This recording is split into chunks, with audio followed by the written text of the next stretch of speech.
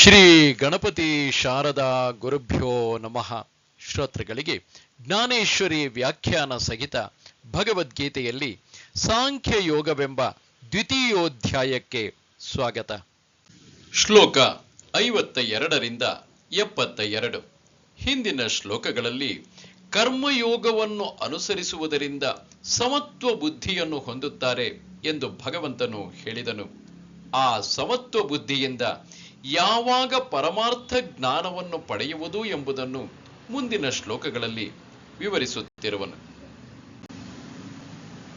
ಅಥ ದ್ವಿತೀಯೋಧ್ಯಾಯಃ ಸಾಂಖ್ಯಯೋಗಃ. ಯದಾ ತೇ ಮೋಹ ಕಲಿಲಂ ಬುದ್ಧಿರ್ವ್ಯತಿತರಿಷ್ಯತಿ ತದಾ ಗತಾಂಸಿ ನಿರ್ವೇದಂ ಶ್ರೋತವ್ಯಸ್ಯ ಶ್ರುತಸ್ಯ ಚ. ಯಾವ ಕಾಲದಲ್ಲಿ ನಿನ್ನ ಬುದ್ಧಿಯು ಮೋಹರೂಪಿ ಕೆಸರನ್ನು ಚೆನ್ನಾಗಿ ದಾಟಿ ಬಿಡುವುದೋ ಆ ಸಮಯದಲ್ಲಿ ನೀನು ಕೇಳಿರುವ, ಅಂದರೆ ಈ ಹಿಂದೆ ಕೇಳಿರುವ, ಕೇಳಿ ಬರುವ, ಮುಂದೆ ಕೇಳಲಿರುವ ಈ ಲೋಕ ಮತ್ತು ಪರಲೋಕ ಸಂಬಂಧವಾದ ಎಲ್ಲ ಭೋಗಗಳಿಂದ ವೈರಾಗ್ಯವನ್ನು ಪಡೆಯುವೆ. ಅರ್ಜುನ, ಮೋಹವನ್ನು ತ್ಯಾಗ ಮಾಡಿ ಮನಸ್ಸಿನಲ್ಲಿ ಅವೈರಾಗ್ಯವು ಸಂಚರಿಸಿದಾಗ ನೀನು ಬುದ್ಧಿಯೋಗ ಯುಕ್ತನಾಗುವೆ. ಆ ಯೋಗದಿಂದ ನಿರ್ದೋಷವು ಗಹನವೂ ಆದ ಆತ್ಮಜ್ಞಾನ ಉಂಟಾಗಿ ನಿನ್ನ ಅಂತಃಕರಣವು ಸಹಜವಾಗಿ ಇಚ್ಛಾರಹಿತವಾಗುವುದು. ಆ ಅವಸ್ಥೆಯಲ್ಲಿ ಇನ್ನೂ ಜ್ಞಾನವನ್ನು ಸಂಪಾದಿಸಬೇಕೆಂಬ ಇಚ್ಛೆ ಅಥವಾ ಹಿಂದೆ ಪಡೆದ ಜ್ಞಾನದ ನೆನಪೂ ಕೂಡ ನಿಂತು ಹೋಗುವುದು. ಶ್ರುತಿ ವಿಪ್ರತಿಪನ್ನಾತೆ ಯದಾ ಸ್ಥಾಸ್ಯತಿ ನಿಶ್ಚಲ ಸಮಾಧಾವಚಲಾ ಬುದ್ಧಿಃ ತಥಾ ಯೋಗಮವಾಪ್ಸ್ಯಸಿ. ಬಗೆ ಬಗೆಯ ವಚನಗಳನ್ನು ಕೇಳುವುದರಿಂದ ವಿಚಲಿತವಾಗಿರುವ ನಿನ್ನ ಬುದ್ಧಿಯು ಯಾವಾಗ ಪರಮಾತ್ಮನಲ್ಲಿ ಅಚಲ, ಅಂದರೆ ಸ್ಥಿರವಾಗಿ ನಿಲ್ಲುವುದೋ ಆಗ ನೀನು ಯೋಗವನ್ನು ಪಡೆಯುವೆ. ಅರ್ಥಾತ್ ಪರಮಾತ್ಮನೊಡನೆ ನಿನ್ನ ನಿತ್ಯ ಸಂಯೋಗವು ಉಂಟಾಗುವುದು. ಇಂದ್ರಿಯಗಳ ಸಂಗದಿಂದ ಚಂಚಲವಾದ ಬುದ್ಧಿಯು ಮತ್ತೆ ಆತ್ಮಸ್ವರೂಪದಲ್ಲಿ ಸ್ಥಿರವಾಗುವುದು. ಸಮಾಧಿ ಸುಖದಲ್ಲಿ ನಿನ್ನ ಬುದ್ಧಿಯು ಸ್ಥಿರವಾದಾಗಲೇ ನಿನಗೆ ಸರ್ವ ಯೋಗ ಸ್ಥಿತಿಯು ಸಿದ್ಧಿಸುವುದು. ಇದನ್ನು ಕೇಳಿ ಅರ್ಜುನನು ಕೇಳುತ್ತಾನೆ. ಅರ್ಜುನ ಉವಾಚ ಸ್ಥಿತ ಪ್ರಜ್ಞಸ್ಯ ಕಾ ಭಾಷಾ ಸಮಾಧಿಸ್ತಸ್ಯ ಕೇಶವ ಸ್ಥಿತಧೀಃ ಕಿಂ ಪ್ರಭಾಷೇತ ಕಿಮಾಸೀತ ವ್ರಜೇತ ಕಿಂ. ಅರ್ಜುನನು ಕೇಳಿದನು, ಹೇ ಕೇಶವ, ಸಮಾಧಿಸ್ಥನಾಗಿ ಪರಮಾತ್ಮನನ್ನು ಪಡೆದಿರುವ ಸ್ಥಿರ ಬುದ್ಧಿಯುಳ್ಳ ಪುರುಷನ ಲಕ್ಷಣಗಳೇನು? ಆ ಸ್ಥಿರ ಬುದ್ಧಿಯ ಪುರುಷನು ಹೇಗೆ ಮಾತನಾಡುತ್ತಾನೆ, ಹೇಗೆ ಕುಳಿತಿರುತ್ತಾನೆ ಮತ್ತು ಹೇಗೆ ನಡೆಯುತ್ತಾನೆ? ಅರ್ಜುನನು ಕೇಳುತ್ತಿರುವನು, ಕೃಪಾನಿಧಿಯಾದ ಶ್ರೀಕೃಷ್ಣ, ಆ ಆತ್ಮಸ್ಥಿತಿಯ ಕುರಿತು ಇನ್ನೂ ಸ್ಪಷ್ಟತೆಯನ್ನು ನಿನ್ನಲ್ಲಿ ನಾನು ಕೇಳುವೆನು, ದಯಮಾಡಿ ಹೇಳುವವನಾಗು. ಆಗ ಶ್ರೀಕೃಷ್ಣನು ಹೇಳಿದನು, ಅರ್ಜುನ, ನಿನ್ನ ಮನಸ್ಸಿಗೆ ಸಂತೋಷವಾಗುವಂತೆ ಧಾರಾಳವಾಗಿ ಕೇಳು.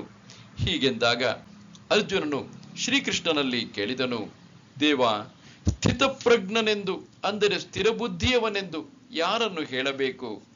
ಅವನನ್ನು ಹೇಗೆ ಗುರುತಿಸಬೇಕು ಎಂಬುದನ್ನು ತಿಳಿಸು. ನಿರಂತರವಾಗಿ ಸಮಾಧಿ ಸುಖವನ್ನು ಅನುಭವಿಸುವ ಸ್ಥಿರಬುದ್ಧಿಯವನೆಂದು ಕರೆಯಲ್ಪಡುವವನನ್ನು ಯಾವ ಲಕ್ಷಣಗಳಿಂದ ಗುರುತಿಸಬೇಕು?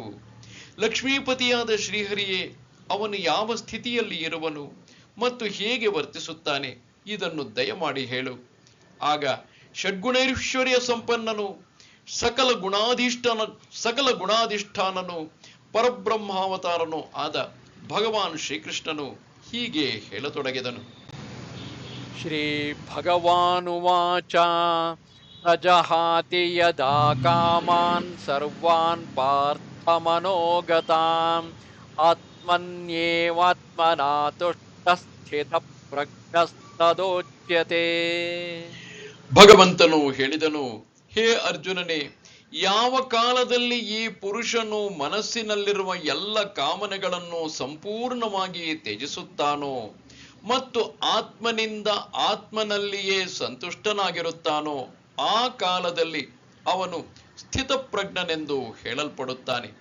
ಭಗವಂತನು ಹೇಳುತ್ತಾನೆ, ಅರ್ಜುನ ಕೇಳು, ಮನಸ್ಸಿನಲ್ಲಿರುವ ಬಲವತ್ತರವಾದ ತೃಷ್ಣೆಯೇ ಆತ್ಮ ಸುಖಕ್ಕೆ ವಿಘ್ನವನ್ನು ತಂದೊಡ್ಡುತ್ತಾ ಇರುತ್ತದೆ. ಸದಾಕಾಲವೂ ತೃಪ್ತನಾಗಿದ್ದು ಅಂತಃಕರಣವು ಆತ್ಮಜ್ಞಾನದಿಂದ ತುಂಬಿರುತ್ತಿದ್ದರೂ ತೃಷೆಯ ಸಂಘದಿಂದ ಪುರುಷನು ವಿಷಯಾಸಕ್ತನಾಗುವನು. ಆ ಕಾಮನೆಯು ಯಾರ ಮನಸ್ಸಿನಿಂದ ಪೂರ್ಣ ರೂಪದಿಂದ ನಿವೃತ್ತವಾಗಿ ಮನಸ್ಸು ಆತ್ಮ ಸಂತೋಷದಲ್ಲಿ ರಮಾಮಣ ಮಾಡುವವನನ್ನೇ ಸ್ಥಿತಪ್ರಜ್ಞನೆಂದು ಕರೆಯುತ್ತಾರೆ. ದುಃಖೇಷ್ವನುದ್ವಿಗ್ನಮನಾಃ ಸುಖೇಷು ವಿಗತಸ್ಪೃಹಃ ವೀತರಾಗಭಯಕ್ರೋಧಃ ಸ್ಥಿತಧೀರ್ಮುನಿರುಚ್ಯತೆ. ದುಃಖಗಳು ಪ್ರಾಪ್ತಿಯಾದ ಮೇಲೆ ಯಾರ ಮನಸ್ಸಿನಲ್ಲಿ ಉದ್ವೇಗವೋ ಉಂಟಾಗುವುದಿಲ್ಲವೋ, ಸುಖಗಳ ಪ್ರಾಪ್ತಿಯಲ್ಲಿ ಯಾರು ಸರ್ವಥಾ ನಿಸ್ಪೃಹರಾಗಿರುತ್ತಾರೋ, ಹಾಗೂ ಯಾರ ರಾಗ ಭಯ ಮತ್ತು ಕ್ರೋಧಗಳು ನಷ್ಟವಾಗಿ ಹೋಗಿವೆಯೋ ಅಂತಹ ಮುನಿಯು ಸ್ಥಿರಬುದ್ಧಿಯವನೆಂದು ಹೇಳಲ್ಪಡುತ್ತಾನೆ. ನಾನಾ ಪ್ರಕಾರದ ದುಃಖಗಳು ಪ್ರಾಪ್ತವಾಗಿದ್ದರೂ ಅವನ ಮನಸ್ಸಿನಲ್ಲಿ ಉದ್ವಿಗ್ನತೆ ಉಂಟಾಗುವುದಿಲ್ಲ, ಸುಖದ ಇಚ್ಛೆಯಲ್ಲಿ ಸಿಕ್ಕಿ ಹಾಕಿಕೊಳ್ಳುವುದಿಲ್ಲ. ಅರ್ಜುನ, ಅಂತಹ ಸತ್ಪುರುಷನ ಅಂತಃಕರಣದಿಂದ ಕಾಮ ಕ್ರೋಧಗಳು ಸಹಜವಾಗಿ ಹೊರಟು ಹೋಗಿ ಪೂರ್ಣಾವಸ್ಥೆಗೆ ತಲುಪಿದ ಮನುಷ್ಯನಲ್ಲಿ ಭಯವೆಂಬುದೇ ಇರುವುದಿಲ್ಲ. ಈ ಪ್ರಕಾರದಿಂದ ದೇಹಾದಿ ಉಪಾಧಿಗಳಿಂದ ಕಳಚಿಕೊಂಡು ಭೇದರಹಿತನಾದ ಪುರುಷನೇ ಸ್ಥಿತಪ್ರಜ್ಞನೆಂದು ಭಾವಿಸಬೇಕು. ಯಸ್ಸರ್ವತ್ರಾನಭಿಸ್ನೇಹಃ ತತ್ತತ್ಪ್ರಾಪ್ಯ ಶುಭಾಶುಭಂ ನಾಭಿನಂದತಿ ನ ದ್ವೇಷ್ಟಿ ತಸ್ಯ ಪ್ರಜ್ಞಾ ಪ್ರತಿಷ್ಠಿತಾ. ಯಾವ ಪುರುಷನು ಸರ್ವತ್ರ ಸ್ನೇಹರಹಿತನಾಗಿದ್ದು ಆಯಾಯ ಶುಭಾಶುಭ ವಸ್ತುಗಳನ್ನು ಪಡೆದುಕೊಂಡು ಪ್ರಸನ್ನನಾಗುವುದಿಲ್ಲವೋ ಮತ್ತು ದ್ವೇಷಿಸುವುದೂ ಇಲ್ಲವೋ ಅವನ ಬುದ್ಧಿಯು ಸ್ಥಿರವಾಗಿದೆ. ಪೌರ್ಣಿಮೆಯ ಚಂದ್ರನು ಒಳ್ಳೆಯ ಮತ್ತು ಕೆಟ್ಟ ಜನರಿಗೆ ಸಮಾನವಾದ ಪ್ರಕಾಶವನ್ನು ಕೊಡುವಂತೆಯೇ ಅವನು ಎಲ್ಲರಲ್ಲಿ, ಅಂದರೆ ಅಂತಹ ಆತ್ಮಜ್ಞಾನಿಯು ಎಲ್ಲರಲ್ಲಿಯೂ ಸಮಾನವಾಗಿ ವರ್ತಿಸುತ್ತಾ ಇರುತ್ತಾನೆ. ಹಾಗೆಯೇ ಅಖಂಡವಾದ ಸಮತ್ವ ಮತ್ತು ಸಮಸ್ತ ಪ್ರಾಣಿಗಳಲ್ಲಿ ಸಹೃದಯತೆ ಇದ್ದು ಅವನ ಮನೋಸ್ಥಿತಿಯು ಹೆಚ್ಚು ಕಡಿಮೆ ಆಗುವುದಿಲ್ಲ. ಏನಾದರೂ ಒಳ್ಳೆಯದು ಪ್ರಾಪ್ತವಾದಾಗಲೂ ಅವನಿಗೆ ಸಂತೋಷದಿಂದ ಗರ್ವ ಉಂಟಾಗುವುದಿಲ್ಲ ಮತ್ತು ಕೆಟ್ಟ ವಿಷಯದಿಂದ ದುಃಖ ಉಂಟಾಗುವುದಿಲ್ಲ. ಹೀಗೆ ಹರ್ಷ ಶೋಕರಹಿತನಾಗಿದ್ದು ಯಾವಾಗಲೂ ಆತ್ಮ ವಿಚಾರದಲ್ಲಿ ಮುಳುಗಿರುವವನೇ ಸ್ಥಿರ ಬುದ್ಧಿಯವನೆಂದು ಹೇಳುತ್ತಾರೆ. ಅರ್ಜುನ, ಯದಾ ಸಂಹರತೆ ಚಾಯಂ ಕೂರ್ಮೋಂಗಾನೀವ ಸರ್ವಶಃ ಇಂದ್ರಿಯಾಣೀಂದ್ರಿಯಾರ್ಥೇಭ್ಯಃ ತಸ್ಯ ಪ್ರಜ್ಞಾ ಪ್ರತಿಷ್ಠಿತಾ. ಆಮೆಯು ಎಲ್ಲ ಕಡೆಯಿಂದ ತನ್ನ ಅವಯವಗಳನ್ನು ಹೇಗೆ ಒಳಕ್ಕೆ ಸೆಳೆದುಕೊಳ್ಳುತ್ತದೆಯೋ ಹಾಗೆಯೇ ಈ ಪುರುಷನು, ಅಂದರೆ ಸ್ಥಿತಪ್ರಜ್ಞನು, ಇಂದ್ರಿಯಗಳ ವಿಷಯಗಳಿಂದ ಇಂದ್ರಿಯಗಳನ್ನು ಎಲ್ಲಾ ಪ್ರಕಾರದಿಂದ ಹಿಂದಕ್ಕೆ ಎಳೆದುಕೊಂಡಾಗ ಅವನ ಬುದ್ಧಿಯು ಸ್ಥಿರವಾಗಿದೆ ಎಂದು ತಿಳಿಯಬೇಕು. ಆಮೆಯು ಆನಂದವಾಗಿರುವಾಗ ತನ್ನ ಕೈಕಾಲುಗಳನ್ನು ಹೊರಕ್ಕೆ ಚಾಚುತ್ತದೆ ಮತ್ತು ಬೇಕಾದಾಗ ತನ್ನ ಕೈಕಾಲುಗಳನ್ನು ಒಳಗೆ ಸೆಳೆದುಕೊಳ್ಳುತ್ತದೆ. ಹಾಗೆಯೇ ಇಂದ್ರಿಯಗಳು ಸ್ವಾಧೀನದಲ್ಲಿದ್ದು ತನ್ನ ಇಚ್ಛೆಯಂತೆ ವರ್ತಿಸುವವನ ಬುದ್ಧಿಯು ಸ್ಥಿರವಾಗಿದೆ ಎಂದು ತಿಳಿಯಬೇಕು. ವಿಷಯಾ ವಿನಿವರ್ತಂತೆ ನಿರಾಹಾರಸ್ಯ ದೇಹಿನಃ ರಸವರ್ಜಂ ರಸೋಪ್ಯಸ್ಯ ಪರಂ ದೃಷ್ಟ್ಯಾ ನಿವರ್ತತೆ. ಇಂದ್ರಿಯಗಳ ಮೂಲಕ ವಿಷಯಗಳನ್ನು ಗ್ರಹಿಸದಿರುವ ಪುರುಷನಲ್ಲಿ ಕೇವಲ ವಿಷಯಗಳಾದರೂ ನಿವೃತ್ತಿಯಾಗಿ ಬಿಡುತ್ತವೆ, ಆದರೆ ಅವುಗಳಲ್ಲಿರುವ ಆಸಕ್ತಿಯು ನಿವೃತ್ತಿಯಾಗುವುದಿಲ್ಲ. ಆದರೆ ಈ ಸ್ಥಿತಪ್ರಜ್ಞ ಪುರುಷನ ಆಸಕ್ತಿಯೂ ಕೂಡ ಪರಮಾತ್ಮನ ಸಾಕ್ಷಾತ್ಕಾರ ಮಾಡಿಕೊಂಡು ನಿವೃತ್ತಿ ಹೊಂದುತ್ತದೆ.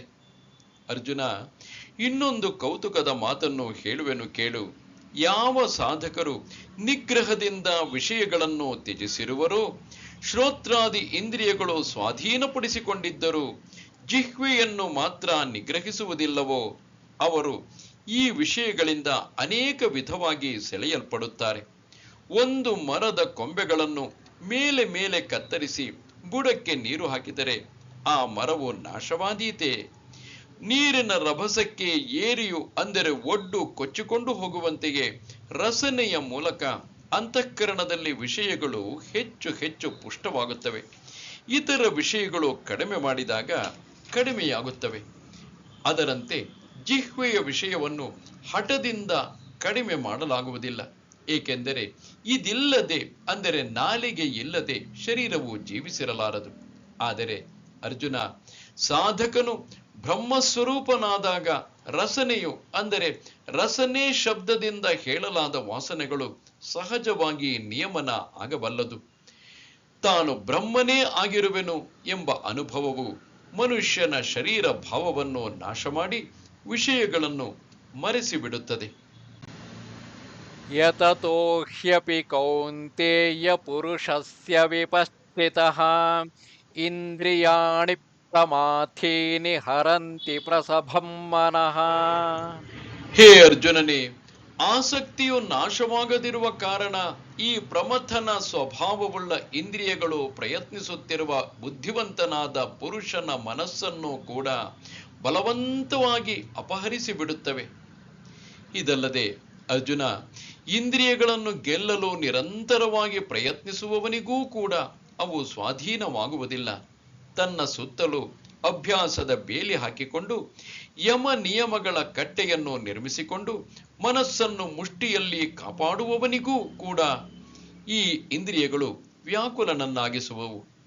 ಈ ಇಂದ್ರಿಯಗಳು ಅಷ್ಟು ಪ್ರಬಲವಾಗಿವೆ. ಮಂತ್ರವಾದಿಯನ್ನು ಭೂತ ಪಿಶಾಚಿಗಳು ಮರಳುಗೊಳಿಸುವಂತೆ ಈ ವಿಷಯಗಳು ವೃದ್ಧಿ ಸಿದ್ಧಿಗಳ ರೂಪದಲ್ಲಿ ಯೋಗಿಗೆ ಪ್ರಾಪ್ತವಾಗಿ ಇಂದ್ರಿಯಗಳ ಮೂಲಕ ಯೋಗಿಯ ಮನಸ್ಸನ್ನು ಭ್ರಷ್ಟಗೊಳಿಸುತ್ತವೆ. ಇಂತಹ ಇಕ್ಕಟ್ಟಿನಲ್ಲಿ ಈ ಮನಸ್ಸು ಸಿಕ್ಕಿ ಹಾಕಿಕೊಂಡರೆ ಅಭ್ಯಾಸವು ಅದರ ಪಾಡಿಗೆ ಇದ್ದು ಬಿಡುತ್ತದೆ. ಇಂದ್ರಿಯಗಳ ಶಕ್ತಿಯು ಹೀಗೆ ಬಹಳ ದೊಡ್ಡದಾಗಿದೆ. ತಾನಿ ಸರ್ವಾಣಿ ಸಂಯಮ್ಯ ಯುಕ್ತ ಆಸೀತ ಮತ್ಪರಃ ವಶೇ ಹಿ ಯಸ್ಯೇಂದ್ರಿಯಾಣಿ ತಸ್ಯ ಪ್ರಜ್ಞಾ ಪ್ರತಿಷ್ಠಿತಾ. ಅದಕ್ಕಾಗಿ ಸಾಧಕನು ಆ ಸಂಪೂರ್ಣ ಇಂದ್ರಿಯಗಳನ್ನು ವಶಪಡಿಸಿಕೊಂಡು ಸಮಾಹಿತ ಚಿತ್ತನಾಗಿ ನನ್ನ ಪರಾಯಣನಾಗಿ ಧ್ಯಾನದಲ್ಲಿ ಕುಳಿತುಕೊಳ್ಳಲಿ. ಏಕೆಂದರೆ ಯಾವ ಪುರುಷನ ಇಂದ್ರಿಯಗಳು ವಶದಲ್ಲಿ ಇರುತ್ತವೆಯೋ ಅವನ ಬುದ್ಧಿಯು ಸ್ಥಿರವಾಗಿರುತ್ತವೆ. ಅದಕ್ಕಾಗಿ ಅರ್ಜುನ, ಸಮಸ್ತ ವಿಷಯಗಳ ಇಚ್ಛೆಯನ್ನು ತ್ಯಜಿಸಿ ಇಂದ್ರಿಯಗಳನ್ನು ಸ್ವಾಧೀನದಲ್ಲಿ ಇರಿಸಿಕೊಳ್ಳುವವನಿಗೆ ಹಾಗೂ ವಿಷಯಗಳ ಸುಖದಲ್ಲಿ ಅಂತಃಕರಣವು ಆಕರ್ಷಿತವಾಗದಿರುವವನಿಗೆ ಯೋಗ ನಿಷ್ಠೆಯು ಪ್ರಾಪ್ತವಾಗುತ್ತದೆ ಎಂದು ತಿಳಿ. ಏಕೆಂದರೆ ಅವನು ಯಾವಾಗಲೂ ಆತ್ಮಬೋಧದಿಂದ ಯುಕ್ತನಾಗಿ ಇರುತ್ತಾನೆ ಮತ್ತು ಅಂತಃಕರಣದಲ್ಲಿ ನನ್ನನ್ನು ಎಂದೂ ಮರೆಯುವುದಿಲ್ಲ. ಯಾರಾದರೂ ಹೊರಗಿನಿಂದ ವಿಷಯಗಳನ್ನು ತ್ಯಜಿಸಿದರೂ ಮನಸ್ಸಿನೊಳಗೆ ವಿಷಯಗಳ ಅಲ್ಪ ವಾಸನ ಉಳಿದಿದ್ದರೆ ಅವನಿಗೆ ಸಂಪೂರ್ಣ ಸಂಸಾರವು ತಪ್ಪುವುದಿಲ್ಲ. ವಿಷದ ಒಂದು ತೊಟ್ಟು ಸೇವಿಸಿದರೂ ಅದು ಶರೀರದಲ್ಲೆಲ್ಲ ಹರಡಿ ಜೀವಿಯನ್ನು ನಿಸ್ಸಂಶಯವಾಗಿ ನಾಶ ಮಾಡುವಂತೆಯೇ ಮನಸ್ಸಿನಲ್ಲಿ ವಿಷಯಗಳ ಸ್ವಲ್ಪವಾದರೂ ಇಚ್ಛೆ ಇದ್ದರೆ ಅದು ಎಲ್ಲ ವಿಚಾರ ಸಮೂಹವನ್ನೇ ನಾಶ ಮಾಡಿಬಿಡುತ್ತದೆ. ಧ್ಯಾಯತೋ ವಿಷಯಾನ್ ಪುಂಸಃ ಸಂಗಸ್ತೇಷೂಪಜಾಯತೆ ಸಂಗಾತ್ ಸಂಜಾಯತೆ ಕಾಮಃ ಕಾಮಾತ್ ಕ್ರೋಧೋಭಿಜಾಯತೆ. ವಿಷಯಗಳನ್ನು ಚಿಂತಿಸುವ ಪುರುಷನಿಗೆ ಆ ವಿಷಯಗಳಲ್ಲಿ ಆಸಕ್ತಿ ಉಂಟಾಗುತ್ತದೆ. ಆಸಕ್ತಿಯಿಂದಾಗಿ ಆ ವಿಷಯಗಳ ಕಾಮನೆ ಉಂಟಾಗುತ್ತದೆ ಮತ್ತು ಕಾಮನೆಗಳಲ್ಲಿ ವಿಘ್ನ ಉಂಟಾಗುವುದರಿಂದ ಕ್ರೋಧವು ಉತ್ಪನ್ನವಾಗುತ್ತದೆ. ಕ್ರೋಧಾತ್ ಭವತಿ ಸಮ್ಮೋಹಃ ಸಮ್ಮೋಹಾತ್ ಸ್ಮೃತಿ ವಿಭ್ರಮಃ ಸ್ಮೃತಿಭ್ರಂಶಾತ್ ಬುದ್ಧಿನಾಶಃ ಬುದ್ಧಿನಾಶಾತ್ ಪ್ರಣಶ್ಯತಿ. ಕ್ರೋಧದಿಂದ ಅತ್ಯಂತ ಮೂಢ ಭಾವವು ಉಂಟಾಗುತ್ತದೆ. ಮೂಢ ಭಾವದಿಂದ ಸ್ಮೃತಿಯಲ್ಲಿ ಭ್ರಮೆಯುಂಟಾಗುತ್ತದೆ. ಸ್ಮೃತಿಯಲ್ಲಿ ಭ್ರಮೆ ಉಂಟಾಗುವುದರಿಂದ ಬುದ್ಧಿ ಅರ್ಥಾತ್ ಜ್ಞಾನ ಶಕ್ತಿಯು ನಾಶವಾಗಿ ಹೋಗುತ್ತದೆ ಮತ್ತು ಬುದ್ಧಿ ನಾಶವಾಗುವುದರಿಂದ ಈ ಪುರುಷನು ತನ್ನ ಸ್ಥಿತಿಯಿಂದ, ಅಂದರೆ ತನ್ನ ಮನುಷ್ಯ ಪುರುಷ ಸ್ಥಿತಿಯಿಂದಲೇ ಜಾರಿ ಬೀಳುತ್ತಾನೆ. ಅಂತಃಕರಣದಲ್ಲಿ ವಿಷಯಗಳು ಕೇವಲ ನೆನಪಾದರೂ ವಿರಕ್ತನಿಗೆ ಕೂಡ ಅವುಗಳ ಪ್ರಾಪ್ತಿಗಾಗಿ ಮೂರ್ತಿಮಂತ ಇಚ್ಛೆ, ಅಂದರೆ ಕಾಮವು ಉತ್ಪನ್ನವಾಗುತ್ತದೆ. ಕಾಮವು ಉಂಟಾದಲ್ಲಿ ಅದಕ್ಕಿಂತ ಮೊದಲೇ ಕ್ರೋಧವು ಬಂತೆಂದೇ ತಿಳಿ. ಆ ಕ್ರೋಧದಲ್ಲಿ ಅವಿಚಾರವು ಇದ್ದೇ ಇದೆ ಎಂದು ತಿಳಿ. ದೀಪದ ಜ್ಯೋತಿಯು ಪ್ರಚಂಡ ವಾಯುವಿನಿಂದ ಆರಿಹೋಗುವಂತೆಯೇ ಅವಿಚಾರದಿಂದ, ಅಂದರೆ ಅಜ್ಞಾನದಿಂದ ಸ್ಮೃತಿ ಎಂದರೆ ಆತ್ಮಜ್ಞಾನವು ನಾಶವಾಗುತ್ತದೆ. ಸಾಯಂಕಾಲವಾಗುತ್ತಿದ್ದಂತೆ ಕತ್ತಲೆಯು ಸೂರ್ಯನ ತೇಜವನ್ನು ನುಂಗಿ ಹಾಕುವಂತೆಯೇ ಸ್ಮೃತಿಯು ಭ್ರಂಶವಾದಾಗ, ಅಂದರೆ ನಾಶವಾದಾಗ ಮನುಷ್ಯನ ಸ್ಥಿತಿಯು ನಾಶವಾಗುವುದು. ಮತ್ತೆ ಎಲ್ಲೆಡೆ ಕೇವಲ ಅಜ್ಞಾನವೆಂಬ ಅಂಧಕಾರದ ಆವರಣವು ಎಲ್ಲದರ ಮೇಲೆ ಬೀಳುತ್ತದೆ. ಇಂತಹ ಸಮಯದಲ್ಲಿ ಬುದ್ಧಿಯು ವ್ಯಾಕುಲವಾಗುತ್ತದೆ.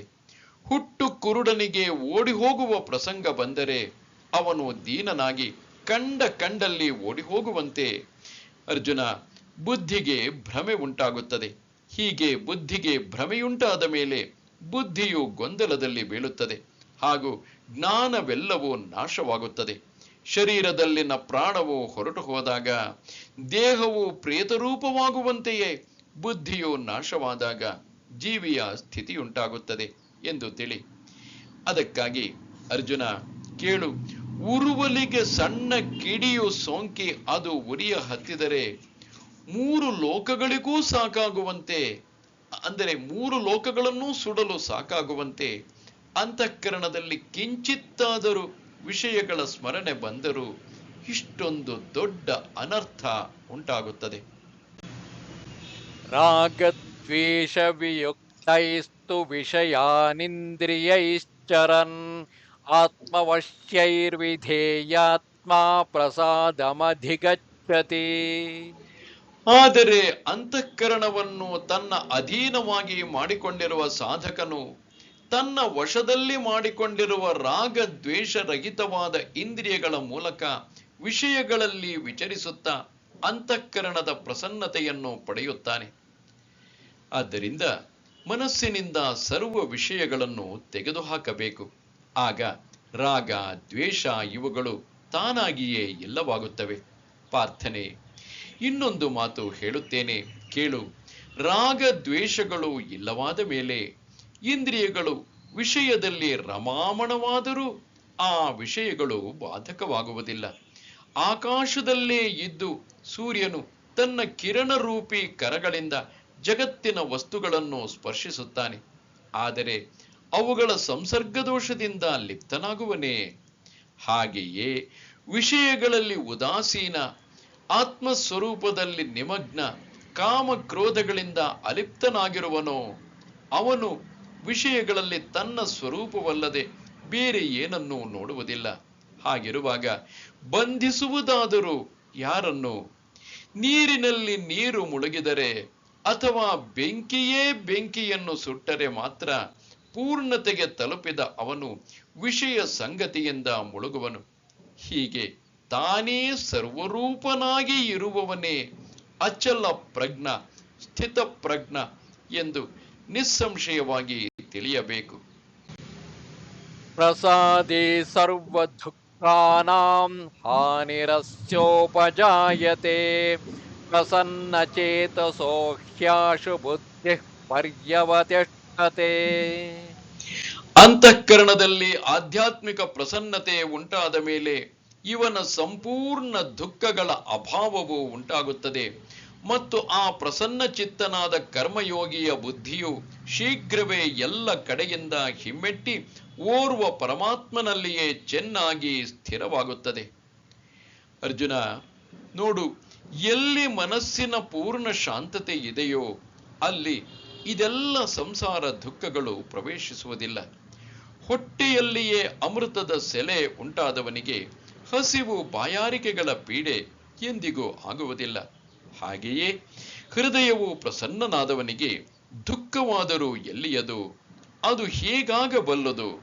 ಅವನ ಬುದ್ಧಿಯು ತಾನಾಗಿಯೇ ಪರಮಾತ್ಮ ಸ್ವರೂಪದಲ್ಲಿ ಅಂಟಿಕೊಂಡಿರುತ್ತದೆ. ಗಾಳಿ ಇಲ್ಲದ ಪ್ರಶಾಂತ ಸ್ಥಳದಲ್ಲಿ ದೀಪದ ಜ್ಯೋತಿಯು ಎಂದು ಅಲ್ಲಾಡುವುದಿಲ್ಲ. ಹಾಗೆಯೇ ಆ ಸ್ಥಿರ ಬುದ್ಧಿಯುಳ್ಳವನು ಆಗುತ್ತಾನೆ. ಅವನು ಆತ್ಮ ಸ್ವರೂಪದ ಸಮಾಧಿಯಲ್ಲಿ ನಿಶ್ಚಲವಾಗಿ ತೊಡಗಿರುತ್ತಾನೆ. ನಾಸ್ತಿ ಬುದ್ಧಿರಯುಕ್ತಸ್ಯ ನ ಚಾಯುಕ್ತಸ್ಯ ಭಾವನಾ ನ ಚಾಭಾವಯುತಃ ಶಾಂತಿ ಅಶಾಂತಸ್ಯ ಕುತಃ ಸುಖಂ. ಮನಸ್ಸು ಮತ್ತು ಇಂದ್ರಿಯಗಳನ್ನು ಗೆಲ್ಲದಿರುವ ಪುರುಷನಲ್ಲಿ ನಿಶ್ಚಯಾತ್ಮಿಕ ಬುದ್ಧಿಯೂ ಇರುವುದಿಲ್ಲ ಮತ್ತು ಆ ಅಯುಕ್ತ ಮನುಷ್ಯನ ಅಂತಃಕರಣದಲ್ಲಿ ಭಾವನೆಯೂ ಇರುವುದಿಲ್ಲ. ಹಾಗೆಯೇ ಭಾವನಾಹೀನನಾದ ಮನುಷ್ಯನಿಗೆ ಶಾಂತಿಯೂ ಸಿಗುವುದಿಲ್ಲ. ಶಾಂತಿ ರಹಿತನಾದ ಮನುಷ್ಯನಿಗೆ ಸುಖವು ಹೇಗೆ ಸಿಗಬಲ್ಲದು? ಈ ಬುದ್ಧಿಯೋಗದ ವಿಚಾರವೇ ಅಂತಃಕರಣದಲ್ಲಿ ಇಲ್ಲದವನನ್ನು ಶಬ್ದಾದಿ ವಿಷಯಗಳು ತನ್ನ ಪಾಶಗಳಿಂದ ಬಂಧಿಸುತ್ತವೆ. ಪ್ರಾರ್ಥನೆ: ಯಾರ ಬುದ್ಧಿಗೆ ಎಂದೂ ಸ್ಥಿರತೆ ಇರುವುದಿಲ್ಲವೋ ಹಾಗೂ ಅದರ ವಿಷಯದಲ್ಲಿ ಅಂತಃಕರಣದಲ್ಲಿ ಇಚ್ಛೆಯೇ ಉಂಟಾಗುವುದಿಲ್ಲವೋ, ಸ್ಥಿರತೆಯ ಭಾವನೆಯೇ ಅಂತಃಕರಣದಲ್ಲಿ ಉತ್ಪನ್ನವಾಗುವುದಿಲ್ಲವೋ, ಅವನಿಗೆ ಶಾಂತಿಯು ಹೇಗೆ ದೊರೆಯಬಲ್ಲದು? ಪಾಪಿಯ ಕಡೆಗೆ ಮೋಕ್ಷವು ತಿರುಗಿಯೂ ನೋಡುವುದಿಲ್ಲ. ಹಾಗೆಯೇ ಶಾಂತಿಯು ಲವಲೇಶವೂ ಇಲ್ಲದ ಕಡೆ ಸುಖವು ತಪ್ಪಿಯಾದರೂ ಹೋಗುವುದಿಲ್ಲ.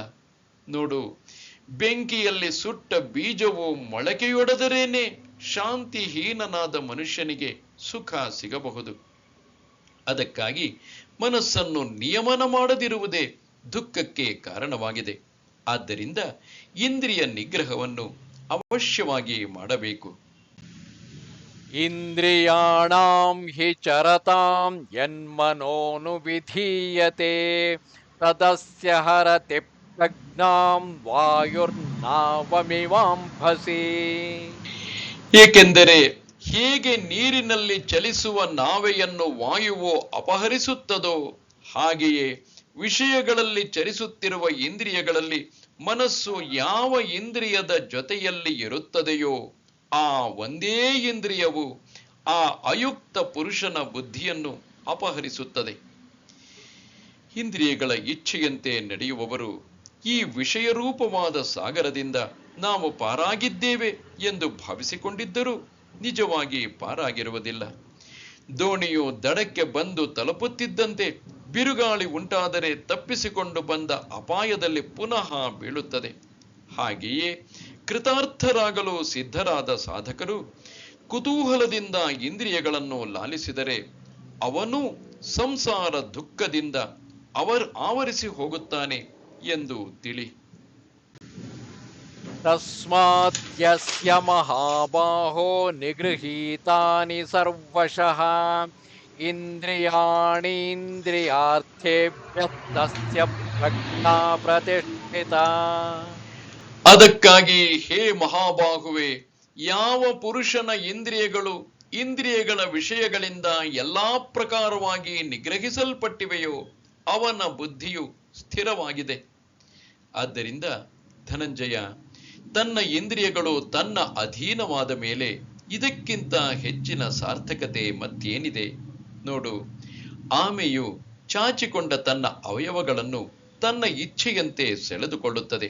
ಹಾಗೆಯೇ ಇಂದ್ರಿಯಗಳು ಸ್ವಾಧೀನದಲ್ಲಿ ಇದ್ದು ತಾನು ಹೇಳಿದಂತೆ ವರ್ತಿಸುವವನ ಬುದ್ಧಿಯೇ ಸ್ಥಿರತ್ವವನ್ನು ಪಡೆದಿದೆ ಎಂದು ತಿಳಿ. ಅರ್ಜುನ, ಇನ್ನು ಜ್ಞಾನಿಯನ್ನು ಗುರುತಿಸುವ ಇನ್ನೊಂದು ಸೂಕ್ಷ್ಮವಾದ ಗುರುತನ್ನು ನಿನಗೆ ಹೇಳುವೆನು ಕೇಳು. ಯಾ ನಿಶಾ ಸರ್ವಭೂತಾನಾಂ ತಸ್ಯಾಂ ಜಾಗರ್ತಿ ಸಂಯಮೇ ಯಸ್ಯಾಂ ಜಾಗೃತಿ ಭೂತಾನಿ ಸಾ ನಿಶಾ ಪಶ್ಯತೋ ಮುನೇಃ.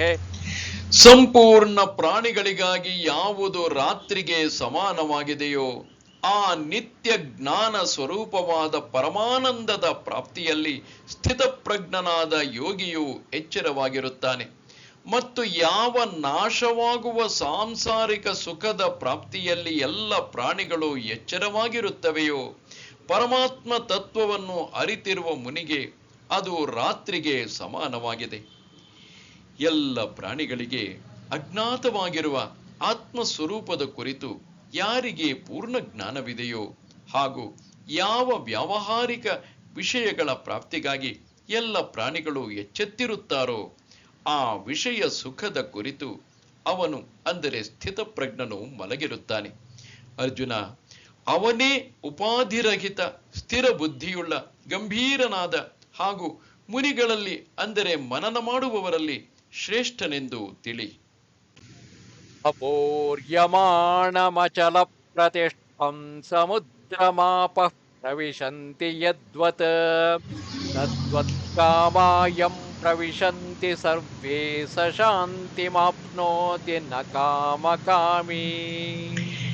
ಯಾವ ರೀತಿಯಲ್ಲಿ ನಾನಾ ನದಿಗಳ ಜಲವು ಎಲ್ಲ ಕಡೆಯಿಂದ ಪರಿಪೂರ್ಣವಾದ ಅಚಲ ಪ್ರತಿಷ್ಠೆಯುಳ್ಳ ಸಮುದ್ರದಲ್ಲಿ ಅದನ್ನು ವಿಚಲಿತವಾಗಿಸದೆಯೇ ಸೇರಿ ಹೋಗುತ್ತದೆಯೋ ಹಾಗೆಯೇ ಎಲ್ಲ ಭೋಗಗಳು ಸ್ಥಿತಪ್ರಜ್ಞ ಪುರುಷನಲ್ಲಿ ಯಾವ ಪ್ರಕಾರವಾದ ವಿಕಾರವನ್ನು ಉಂಟು ಮಾಡದೆಯೇ ಸೇರಿ ಹೋಗುತ್ತವೆ.